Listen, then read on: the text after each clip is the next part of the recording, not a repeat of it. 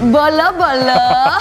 Masih inget nggak? Itu, kalau inget berarti Anda fix seumuran dengan kita iya, ya. Jangan, iya ketahuan ya. Aduh, Tina satu level atau satu angkatan dengan Joshua, dengan Tina obok-obok, itu semuanya. Tapi ngomong-ngomong angkatan ini aja udah nikah semua guys. Jadi ketahuan usianya ya. Tina Tun ternyata Juni tahun lalu sudah menikah. Namun suaminya sampai sekarang itu tidak diekspos. Tidak diekspos, jadi bukan dari kalangan politisi atau mungkin selebriti gitu ya. Jadi dan dia juga di sini berkata belum punya anak, tapi itu bukan menjadi penghambat untuk bahagia. Justru belum punya anak ini menjadi pacaran jilid kedua. Nah, kira-kira seperti apa? Ini dia keseruan Tina. Bola-bolanya gimana Bu lagi? Bola-bola, tapi nggak bisa gerak kepalanya. Setahun membina rumah tangga dengan Daniel sang suami, Tina Tun bagikan keseruan rumah tangganya. Pada anniversary pertama pernikahan pada Juni ini, Tina Tun masih berjuang untuk menguasai resep-resep rahasia yang bakal bikin masakannya jadi favorit Pak suami. Namun faktanya, ternyata tidak semudah itu. Namun anggota Dewan DKI itu tetap merasa tersanjung karena sang suami sangat menghargai usahanya untuk menjadi ibu yang sempurna di dapur. Sebenarnya aku tuh cetil pengen lihat-lihat orang tuh kayak bikin rolade gitu, bikin udang apa-apa. Ternyata sulit sekali ya.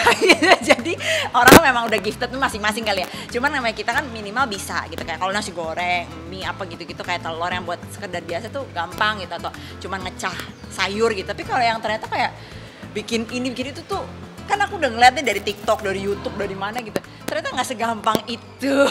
Jadi ya udahlah ya, berkali-kali gagal juga, tapi ya nggak apa-apa. Hanya saja manisnya madu pernikahan, terutama momen mesra keduanya, hingga kini seolah tetap terpenjara di balik tembok suci saja karena sang suami tidak mau diekspos. Meski demikian, selain Tina Tun menghormati privasi sang suami, pilihan tertutup dari exposure ada berkahnya juga, yakni tidak terlalu digosipin seperti rumah tangga pasangan selebriti lainnya. Orangnya agak-agak demam kamera ya. Jadi tadi pun pas itu langsung udah kaget, langsung kabur. Ya karena nggak biasa gitu loh. Dan dulu pernah ada pengalaman yang tiba-tiba tuh ini dikamerain apa, jadi dia kayak agak trauma kali ya. Kan nggak semua orang biasa di entertain kan gitu.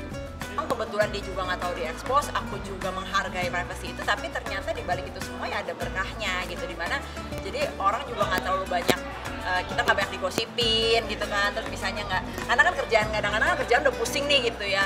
Nah kadang-kadang di lingkungan sendiri aja kan udah pasti ada lah drama ini drama itu. Nah apalagi kalau banyak, apalagi kan aku orangnya kan reaktif kadang-kadang ya gitu. Kalau ya aku kan orangnya kadang-kadang kalau lagi gimana gitu bisa romantis banget, kadang bisa ngambek banget gitu apa. Cuman makanya kalau misalnya di ekspos ada kan beberapa public figure mungkin kalau nge-expose kan yang sampai akhirnya semuanya ikutan, tapi jadi akhirnya lebih berantakan gitu loh. Ya, sang suami yang diketahui bernama Daniel tersebut baru pertama kali muncul pada unggahan Tina Tun pada momen lamaran keduanya dan kemudian di momen pernikahan pada Juni 2023 lalu.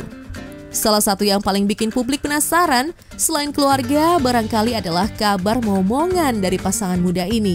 Ditemui tim Insert, artis 30 tahun ini mengaku tengah menikmati momen pacaran pasca nikah yang ternyata berkali-kali lipat indahnya bila dibanding pacaran sebelum menikah. Kalau momongan sih sebenarnya sambil jalan ya gitu, karena kalau dari orang tua atau mertua juga kan pengen gitu ya, cuman sedih kasihnya lah gitu ya apa.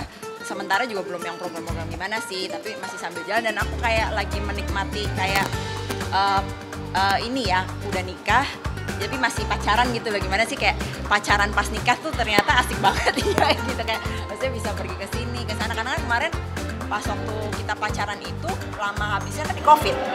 Jadi pacaran tuh pas COVID, terus udah gitu selesai itu kan nikah, terus langsung ini kan aku fokus di kegiatan politik dan lain-lain, dia kerjaannya juga sibuk. Nah sekarang udah agak lenggang, baru tuh ngerasain tuh yang kayak pergi kemana bareng gitu, yang bisa seharian.